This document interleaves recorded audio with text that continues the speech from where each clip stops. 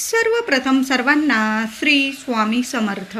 स्वामी महाराजांच्या कृपेने तुमच्या सर्व चांगल्या इच्छा पूर्ण होत ही स्वामींचरणी प्रार्थना करते आणि आजच्या व्हिडिओला सुरुवात करते.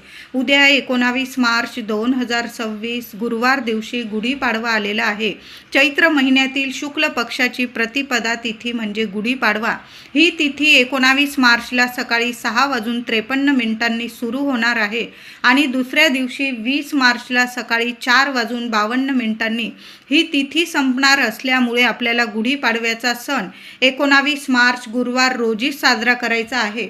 बऱ्याच लोकांना मनात प्रश्न पडेल की कॅलेंडरमध्ये फाल्गुन अमावस्या पण दिलेली आहे, तर फाल्गुन अमावस्या ही सकाळी 6:53 संपणार आहे आणि गुढीपाडव्याची चैत्र प्रतिपदा ही तिथी सूर्योदय बघितलेली तिथी असल्यामुळे 19 मार्च 2026 गुरुवार रोजीच आपल्याला गुढीपाडव्याचा सोन्यासारखा हा सण साजरा करायचा आहे. 3.5 मुहूर्तांपैकी एक संपूर्ण शुभ मुहूर्त म्हणजे गुढीपाडव्याचा हा सण आहे. ज्या काही शुभ गोष्टी करायच्या आहे या दिवशी आवर्जून करा. शुभ गोष्टींची खरेदी करायची असेल, वाहन किंवा घर दार जमीन वगैरे या गोष्टींची खरेदी अवश्य करा. खूप शुभ फलदायी ठरतं. सोनं खरेदी करू शकता तुम्ही.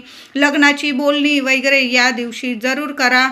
गुढी उभारण्याचा शुभ मुहूर्त कोणता, तर सूर्योदयापासून सकाळी 7 वाजेपासून ते सकाळी 10:30 अत्यंत शुभ अमृत मुहूर्त आहे.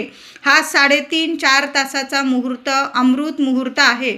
जरासा वेळ झाला माझ्या महिलांना दादांना तर 11 वाजेच्या आत 19 मार्च 2026 गुरुवार दिवशी सकाळी 11 वाजेच्या आत आपल्या घराशी दाराशी गुढी उभारायची आहे. वेळ झाला तर म्हणते, नाही तर लवकर उठायचं आहे या दिवशी आणि सकाळी 10:30च्या आतच आपल्या घरादाराशी गुढी जरूर उभारा. या वेळेत गुढी उभारायची आहे. गुढी उभारताना पूर्व पश्चिम उत्तर दिशेकडेच अशा पद्धतीनेच गुढी उभारायची आहे. चुकून सुद्धा दक्षिण दिशेकडं गुढी येणार नाही याची काळजी घ्यायची आहे. महिलांनो दादांनो, आपण घरातले करते पुरुष करती महिला असेल त्यांनी या गोष्टींची काळजी जरूर घ्यायची आहे. वर्षाचा पहिला मोठा सण आहे गुढीपाडवा. छोट्या मोठ्या चुका होऊ देऊ नका. या गोष्टींची काळजी घ्या. पूर्व पश्चिम आणि उत्तर दिशेकडं अशा पद्धतीनेच आपल्याला दिशा बघून घ्यायची आहे. दक्षिण दिशेकडं गुढी येणार नाही अशा पद्धतीने गुढी उभारायची आहे. गुढी उभारताना लाल, पिवळा, निळा, ऑरेंज, सोनेरी, हळदी कलर, मोरपिशी असे शुभ वस्त्र खण गुढीला जरूर नेसवा. आणि स्वतःसुद्धा महिलांनो, तुम्ही ज्या साड्या नेसाल, अगदी घरातली मळकी साडी असेल 4 दिवसात वापरलेली वगैरे अशी साडी ड्रेस वगैरे या गोष्टी टाळायच्या आहे. छान छान रंग असतात, लाल, पिवळा, निळा, ऑरेंज, सोनेरी, हळदी, मोरपिशी. तुमच्याकडे ज्या रंगाच्या साड्या असतील अशा शुभ रंगाच्या लक्ष्मीनारायणांना प्रसन्न करणाऱ्या रंगांच्या साड्या स्वतःसुद्धा नेसा आणि गुढीला सुद्धा छान असा गोल्डन कलर असेल, पिवळा असेल, निळा असेल, छान छान कलरचे खण असेल किंवा साडी तुम्ही गुढीला जरूर नेसवायचा आहे. आता गुढीला लिंबाचा पाला, आंब्याची पानं, साखरेचा, फुलांचा हार जरूर चढवायचा आहे. तांब्याचा किंवा चांदीचा कलश गुढीला लावायचा आहे. तांब्यावर सुद्धा हळदीने आपण जो गुढीला तांब्या पालथ्या स्वरूपात मांडतो ना, त्याला सुद्धा हळदी कुंकवाने एक स्वस्तिक काढा. तुम्ही नुसत्या हळदीने काढत असाल, हळद ओली करून त्याने स्वस्तिक काढा किंवा हळद कुंकू ओलक करा आणि स्वस्तिक काढा. स्वस्तिकच्या आजूबाजू 2-2 रेषा द्यायचा आहे. स्टीलचा पेला किंवा काचेचा पेला, तांब्या गुढीवर अजिबात लावू नका. गुढी सजवताना तुम्हाला ओम नमो भगवते वासुदेवाय नमः, ओम श्रीं क्लीं महालक्ष्मी नमः, ओम श्रीं ह्रीं क्लीं महालक्ष्मी नमः. कळालं असेल माझ्या दादांना महिलांना, आपण जेव्हा गुढी लावतो, गुढी सजवतो तेव्हा ओम नमो भगवते वासुदेवाय नमः, ओम श्रीं ह्रीं क्लीं महालक्ष्मी नमः या मंत्राचा जप आवर्जून करा. कुणाशीच बोलू नका. छान आपल्या गुढीला सजवायचं आहे आणि गुढी उभारताना या मंत्रांचा जप आवर्जून करा. गुढी उभारताना, गुढी उभी करताना ओम ब्रह्मध्वजाय नमः, ओम ब्रह्मध्वजाय नमः या मंत्राचा जप आवर्जून करा. कारण याच दिवशी ब्रह्मदेवांनी जग उत्पन्न केले. सृष्टी निर्माण केली। प्रभू श्री रामचंद्रांनी आपला 14 वर्षाचा वनवास संपवून रावणाचा वध करून याच दिवशी अयोध्या नगरीत प्रवेश केला। त्यावेळी लोकांनी गुढ्या तोरणे उभारून श्रीरामांचं स्वागत केला आणि आनंदाने गुढीपाडवा म्हणून हा दिवस साजरा केलेला आहे। गुढीची छान पंचोपचार पूजा करायची आहे। थोडंसं फुलाने किंवा एखादं तुळशीपत्र असेल त्याने गुढीवर थोडं पाणी शिंपडायचं आहे। महिलांनी दादांनी जोडीने पूजा करायची आहे। एखादा पाट मांडा, त्यावर एक नारळ किंवा गुढीसाठी तुम्ही महिलांनो ओटी भरू शकता। गुढी माता म्हणजे साक्षात लक्ष्मी स्वरूप आपण गुढी उभारत असतो। नारळ ठेवा। पहिलं एक विडा, पानाचा विडा मांडायचा आहे। प्रथम गणेशाची पूजा करायची आहे। गणपती बाप्पांची हळदी कुंकू फुलं अक्षता दुर्वा अर्पण करून एक सुपारी मांडून गणपतीची पूजा करा। एक नारळ किंवा तुम्ही ओटी ठेवत असाल गुढीजवळ एका पाटावर, तिथं पाटावर ती गुढीसाठी ओटी ठेवू शकता। दुसऱ्या दिवशी ती ओटी किंवा संध्याकाळी एखादं देवी मंदिर असेल घराजवळ, ती ओटी देवी आईला अर्पण केली म्हणजे साक्षात लक्ष्मी मातेला आपण ती ओटी अर्पण करत आहोत। कारण चैत्र प्रतिपदा आहे। तुम्ही जर अशा पद्धतीने गुढीजवळ जरी ओटी ठेवली आणि नंतर ती ओटी एखाद्या देवी मंदिरात अर्पण करून आला ना, तर चैत्र नवरात्रीचं संपूर्ण फळ महिलांनो तुम्हाला मिळणार आहे। म्हणून गुढीजवळ ओटी ठेवा किंवा देवघरात जरी ओटी ठेवली, नंतर एखाद्या मंदिरात देऊन आला किंवा ती ओटी तुम्ही स्वतः वापरली तरीही चालेल। गुढीची हळद कुंकू फुलं अक्षता वाहून पूजा करायची आहे। त्याचबरोबर गुढीला नैवेद्य दाखवायचा। प्रथम देवांना नैवेद्य दाखवा, नंतर गुढीला नैवेद्य दाखवायचा आहे। घराजवळ गोमाता असेल, गोमातेला सुद्धा, गाईला सुद्धा ताजी पुरणाची पोळी तूप लावून किंवा तुम्ही श्रीखंड पुरीचा बेत केलेला असेल तर श्रीखंड पुरी खाऊ घाला। गोड खीर असेल, एखाद्या चपातीवर थोडीशी खीर घ्या आणि खीर चपाती गाईला खाऊ घातली तुम्ही तरीही चालेल। नंतर आपण जेवायचं आहे। प्रथम या गोष्टी गुढीपाडव्याला आवर्जून करायच्या आहे। गुढीपाडवा नवीन मराठी वर्षाची सुरुवात, वर्षाचा पहिला दिवस। लवकर उठायचं आहे, ब्रह्ममुहूर्तावर उठा आणि गुढीपाडव्याच्या दिवशी आंघोळीच्या पाण्यात एक वस्तू टाकायची आहे, ती म्हणजे कडुलिंबाची किमान 5 पानं तरी प्रत्येकाच्या आंघोळीच्या पाण्यात। हा उपाय वेगवेगळा करा। आईने तेच पाणी घेतलं, मुलांनी तेच पाणी, असं करू नका। प्रत्येकाला किमान 5-5 पानं तरी गुढीपाडव्याच्या दिवशी कडुलिंबाची पानं आंघोळीच्या पाण्यात टाका। कारण प्रत्येकाचे ग्रहमान हे वेगवेगळे असतात। प्रत्येकाने आंघोळीचा हा उपाय वेगवेगळा करायचा आहे। थोडं गंगाजल असेल, गंगाजल टाकायचं आहे। थोडंसं तिळाचं तेल असेल तुमच्याकडं, 2 थेंब तिळाचं तेल टाकू शकता। नसेल तुमच्याकडं फक्त कडुलिंबाची पानं टाका 5 आणि थोडं गंगाजल टाकायचं आहे। आता गंगाजल पण नाही, थोडंसं 2 थेंब गोमूत्र जरी टाकलं ना तुम्ही तरीही चालेल। या पाण्याने आंघोळ करायची आहे। लहान लेकरांपासून मोठ्या व्यक्तींपर्यंत हा आंघोळीचा उपाय जरूर करायचा आहे। त्यानंतर महिलांनो घरदार स्वच्छ करा। घरात सुद्धा एक पाणी शिंपडून द्यायचं आहे। थोडं पाणी घ्या, आंघोळीनंतर हा उपाय करा। थोडं पाणी घ्या, त्यात हळद टाका, एक कापराचा तुकडा बारीक करून टाका, गुलाबजल टाका, गंगाजल टाका, गोमूत्र टाका, सगळं पाणी मिक्स करा। एखादं तुळशीपत्र किंवा फुलाच्या साहाय्याने संपूर्ण घरात, उंबरठ्यावर, अंगणात हे पाणी शिंपडून द्यायचं आहे। माता लक्ष्मीचं नामस्मरण करत राहायचं आहे। ओम श्रीम नमः, ओम श्रीम नमः। त्याबरोबर आपण उंबरठ्यावर सुद्धा उद्या हळदीचं लेपन उंबरठ्यावर झालंच पाहिजे आणि उंबरठ्यावर लेपन केल्यानंतर माता लक्ष्मीची पावलं आपण लावलेलीच असतात। उंबरठ्याची हळद कुंकू माता लक्ष्मीच्या पावलांची पूजा करायची आहे। हळद कुंकू फूल वाहून दोन्ही साईडला एक एक का होईना झेंडूची फुलं आवर्जून ठेवायचं आहे। बघा, आपला उंबरठा म्हणजे आपल्या घराची लक्ष्मण रेषा असते आणि आपला उंबरठा चैत्र प्रतिपदा गुढीपाडव्याच्या दिवशी असा सजवून ठेवला, पवित्र करून ठेवला तर माता लक्ष्मी धावत आपल्या घरात येते आणि कायमची स्थिर स्वरूपात वास करते। म्हणून छान उंबरठ्याची पूजा करा। छोटी का होईना उंबरठ्याशी दाराशी अंगणात रांगोळी काढायची आहे आणि आंब्याच्या पानांचा एक उपाय करायचा आहे। 5 आंब्याची पानं घ्या, 11 घ्या, 21 घ्या, विषम संख्यांमध्ये आंब्याची पानं घ्यायची आहे. स्वच्छ धुवून घ्या, पुसून घ्या.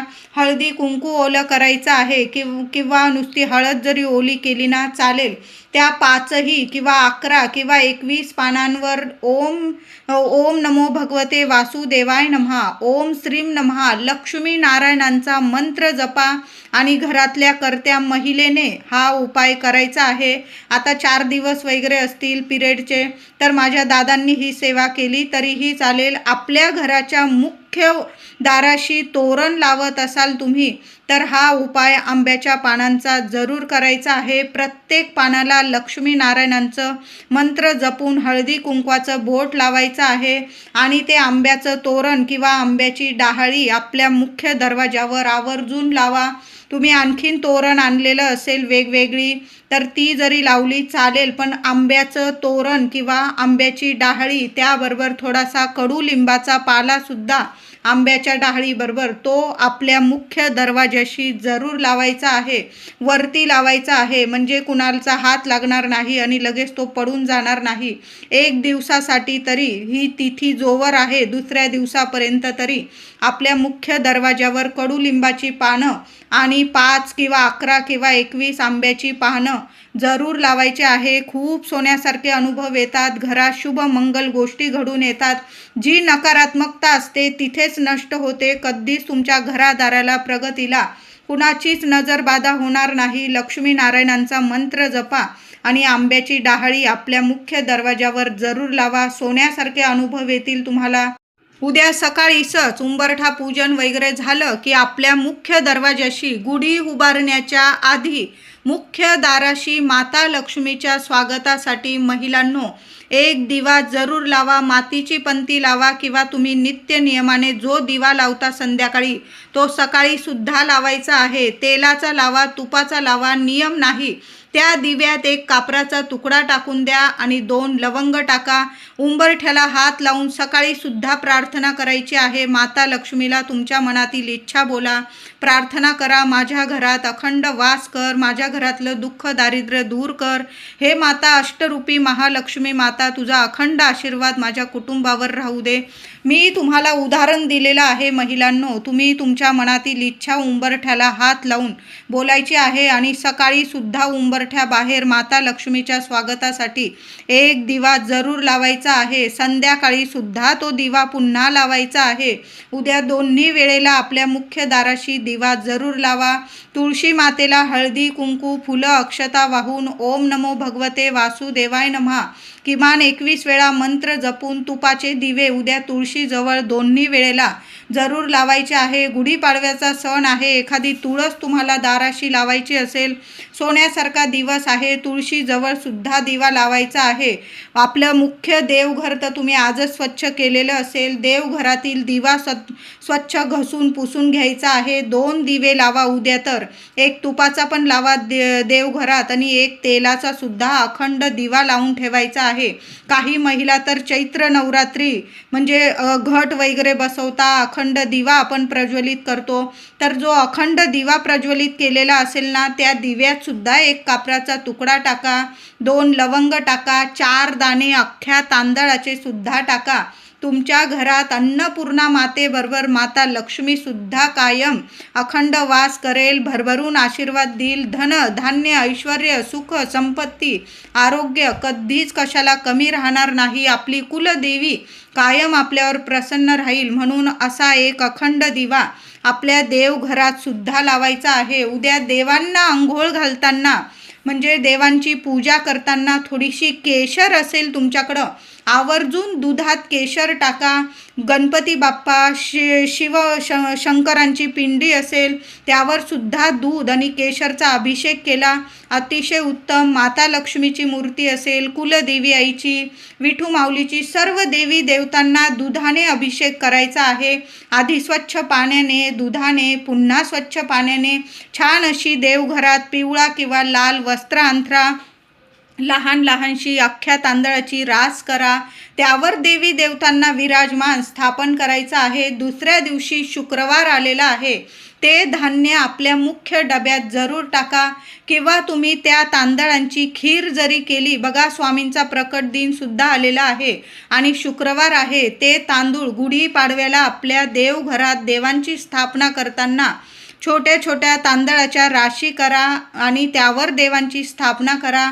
दुसऱ्या दिवशी ते तांदूळ तुम्ही मुख्य डब्यात टाका किंवा त्याची खीर करून देवांना नैवेद्य जरूर दाखवा. कधीच कशाला कमी राहणार नाही. महिलांनो, तुमचे डबे कधी खाली होणार नाही. वर्षभर सुख संपत्ती, वर्षभर काय अखंड तुमच्या घरात लक्ष्मी नांदेल. खूप सुंदर उपाय आहे. देवघरात देवांची छान अशी पंचोपचार पूजा करा. देवघरात सुद्धा थोडीशी आंब्याची पानं ठेवा, एखाद्या कोपऱ्याला ठेवा. थोडेसे आपले कडुलिंबाची पानं सुद्धा, आपण जसे गुढीला तर लावणारच आहोत, मुख्य दाराला लावणार, आपल्या देवघरावरती सुद्धा थोडीशी कडुलिंबाची पानं, आंब्याची पानं लावा. तुमच्या खिडक्या असतील तिथं सुद्धा थोडी थोडी कडुलिंबाची पानं, आंब्याची पानं लावा. तुमची मुलं जिथं अभ्यास करतात तिथं सुद्धा मुलांच्या उशाशी जरी थोडीशी कडुलिंबाची पानं ठेवून दिली किंवा मुलांचं लक्ष केंद्रित होईल अशा ठिकाणी समोर भिंतीवर जरी थोडीशी लावून दिली चालेल. उद्या आपल्या मुख्य दरवाजावर एक हळदी कुंकवाने स्वस्तिक काढायचं आहे. छान असं शुभ लाभ काढा, छान स्वस्तिक काढा. एक देवघरावर स्वस्तिक काढा. मुख्य आपला जो किचन ओटा असतो त्या भिंतीवर एक स्वस्तिक काढा. महिलांनो, तुम्ही जिथं पैसे ठेवता, तुमची तिजोरी कपाट असेल तिथं सुद्धा एक स्वस्तिक काढायचं आहे. मुलं जिथं अभ्यास करता, मुलांची दृष्टी पडेल त्या भिंतीवर सुद्धा एक स्वस्तिक काढायचं आहे. सोन्यासारखे अनुभव येतील. या गोष्टी आपल्याला लवकर उठून जरूर करायच्या आहे. उद्या माता लक्ष्मीच्या मूर्तीवर सकाळी किंवा संध्याकाळी कुंकुमार्चन जरूर करा. तुमची कुलस्वामिनी असेल, तुम्ही घट बसवलेले असतील किंवा नसतील, 9 दिवस आपल्याला 19 मार्च ते 27 मार्च असं 9 दिवस रोज देवी आईच्या मूर्तीवर, श्रीयंत्रावर, फोटोवर किमान 11 वेळा तरी ओम श्रीम नमः, ओम कुलदेवताय नमः, तुम्ही ज्या मंत्रांचा जप करता मंत्र जपत देवी आईला कुंकुमार्चन जरूर करा. नंतर ते कुंकू नीट सांभाळून ठेवा. वर्षभर आंघोळीनंतर कपाळी लावायचं आहे. सुख सौभाग्यात वाढ होईल, तुमच्या प्रगतीत वाढ होईल, मुलांना सोन्यासारखे दिवस येतील. माता लक्ष्मीची ही सेवा आवर्जून करा. उद्यापासून 27 तारखेपर्यंत रोज ही सेवा करा महिलांनो. उद्या विष्णू सहस्त्र नामावली आपल्या घरात यूट्यूबवर जरी ऐकलात सकाळी संध्याकाळी चालेल. उद्या महालक्ष्मी अष्टकाचा पाठ तुम्हाला 16 वेळा करायचा आहे. आता गुढीपाडव्याला एक उपाय सांगत आहे. गुढीपाडव्याला एक पोटली बनवायची आहे. त्या पोटलीसाठी तुम्हाला 7 कवड्या, मूठभर तांदूळ, कमळगट्ट्याचे 7 मणी लागणार आहे. 1 रुपयाचं नाणं किंवा चांदीचा सिक्का असेल तुमच्याकडं, नाणं चालेल. 2 हळकुंड, 1 सुपारी घ्यायची आहे. कळालं असेल. 7 कवड्या, मूठभर तांदूळ, कमळगट्ट्याचे 7 मणी, 1 रुपयाचं नाणं किंवा 1 चांदीचं नाणं, 2 हळकुंड आणि 1 सुपारी, या सर्व वस्तू लाल पोटलीत किंवा लाल कपड्यात नीट ठेवा.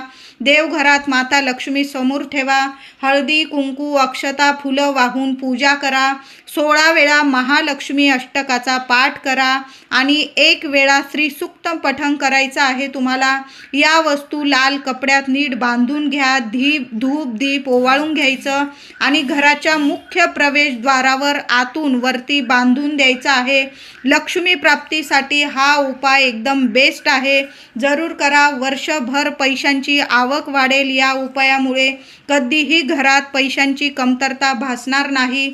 बघा, खूप सुंदर उपाय आहे. अशी पोटली बनवून लाल कपड्यात जरी या वस्तू बांधल्या आणि माता लक्ष्मीची सेवा करून या वस्तू आपल्या मुख्य दरवाज्यात जरूर बांधून द्या.